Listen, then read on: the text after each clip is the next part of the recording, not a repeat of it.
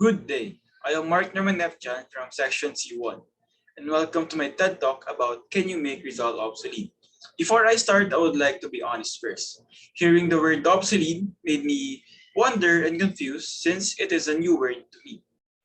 Later that I learned, according to Cambridge Dictionary, obsolete is an adjective which means not in use anymore, having been replaced by something newer and better or more fashionable. Many Filipinos admire Rizal for using his education and literary talents to promote Filipino nationalism during his lifetime.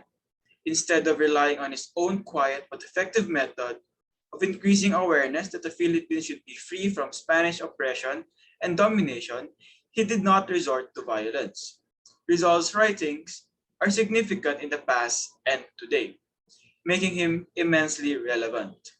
Although this demonstrates how spectacular and successful Rizal is, it also illustrates that current Filipinos can still identify with his writings, implying that we are still mirrored in the same issues that Rizal hoped he would be free of by now.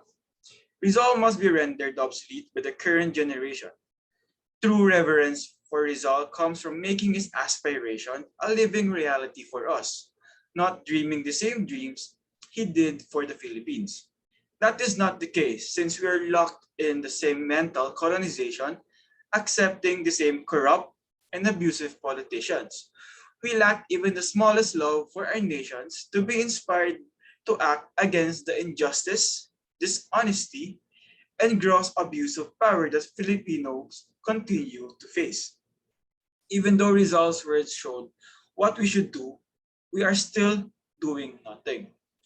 In the recent pandemic, another deadly virus emerged, field health corruption, in which moreover 15 billion in funds were stolen. The same tulisans that Rizal referenced in Noli Me Tangere still exist. The same tulisans in the Cadillacs, who gain material success by taking what does not belong to them, are plundering the Filipino people's property. These ostensibly conscientious and educated leaders, dishonesty and shamelessness are abhorrent. The Filipino people do not deserve such leadership. These folks should not be in a public service since they have nothing better to do than to improve their already comfortable lifestyles. We should follow Rizal's instructions to outlaw and ostracize them. Only afterwards can we get a clean administration, one that is sincerely concerned about the result about the Filipino people's well-being and progress of our country.